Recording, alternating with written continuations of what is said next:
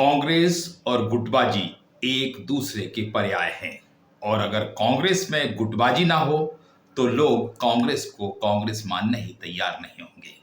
लेकिन कांग्रेस के पास एक सुनहरा अवसर है अपनी एकजुटता दिखाने का और जनता की लड़ाई सड़क पर लड़ते नजर आने का। क्या कांग्रेस अपनी एकजुटता दिखा पाएगी या फिर एक बार फिर कांग्रेस की एकता तार तार होती नजर आएगी? दोस्तों नमस्कार, मैं हूं संदीप पौराणिक। मध्य प्रदेश ही नहीं, देश के सबसे साफ सुथरे शहर इंदौर में जो घटनाक्रम घटा उसने हर किसी की आंखें नम कर दी हैं, क्योंकि 20 लोगों की जान सिर्फ इसलिए चली गई कि उन्होंने जहरीला पानी जो पिया था और बीमारों की संख्या बड़ी तादाद में है।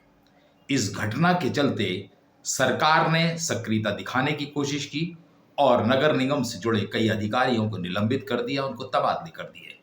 इस दौरान इंदौर से विधायक और नगरीय प्रशासन मंत्री कैलाश विजयवर्गीय का संवाददाता के साथ एक जो वार्तालाप हुआ और उन्होंने जिस तरह से जवाब दिया उसने सरकार की और मुसीबतें बढ़ा दी। हाँ, ये बात ठीक है कि मोहन यादव हो मुख्यमंत्री या कैलाश विजयवर्गीय, दोनों इस बात से सहमत नहीं हैं कि जो बयान दिया गया था वो ठीक है। हाँ, कैलाश विजयवर्गीय ने अपनी बात कही और सफाई भी दी इस पर, लेकिन कैलाश विजयवर्गीय के इस बयान के बाद सरकार की खूब किरकिरी हुई है। लगातार कांग्रेस दबाव बना रही है, इस्तीफे की मांग कर रही है, लेकिन वैसा कुछ नहीं हो रहा है जो कांग्रेस चाहती है। और यही कारण है कि कांग्रेस 11 तारीख को इंदौर में बड़ा प्रदर्शन करने जा रही है। इस प्रदर्शन में हजारों लोगों के आने की बात कही जा रही है, लेकिन अब तक के कांग्रेस के घटनाक्रम को या कांग्रेस के रवैये पर गौर करें तो कांग्रेस बटी हुई नजर आती है।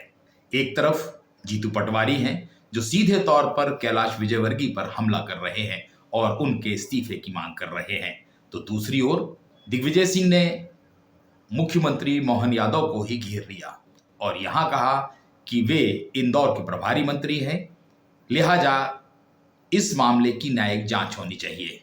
सीधे तौर पर उन्होंने मोहन यादव का इस्तीफा तो नहीं मांगा, लेकिन उन्होंने मोहन यादव को घेर जरूर लिया। यही स्थिति कांग्रेस के अन्य नेताओं की है और कांग्रेस लगभग 2 हिस्सों में बटी नजर आ रही है। और कांग्रेस जो भी हमले कर रही है वो उतने कारगर इसीलिए नहीं हो पा रहे हैं क्योंकि कांग्रेस बटी हुई है। अब कांग्रेस 11 तारीख को इंदौर में प्रदर्शन करने जा रही है। क्या कांग्रेस इस रैली में या इस विरोध प्रदर्शन में कैलाश विजयवर्गीय का इस्तीफा मांगेगी या मोहन यादव का? यह बड़ा सवाल बना हुआ है। अगर कांग्रेस के नेता ही मंच पर 2 हिस्सों में बटे नजर आए तो कांग्रेस एक बार फिर कमजोर नजर आएगी। ये मौका है कांग्रेस के पास कि अपनी एकजुटता दिखाए, ताकत दिखाए और किसी एक एजेंडे पर आगे बढ़े। क्या वाकई में कांग्रेस इंदौर में जो होने वाला है प्रदर्शन उसमें अपनी रणनीति के अनुसार काम करेगी या फिर कांग्रेस फिर बटी नजर आएगी? अगर कांग्रेस इस आंदोलन प्रदर्शन में अपनी ताकत दिखाने में सफल होती है तो सरकार पर दबाव तो बनेगा ही। यह भी संदेश जाएगा कि जनहित की लड़ाई कांग्रेस ने बेहतर तरीके से लड़ी और इंदौर में आकर प्रदर्शन भी किया।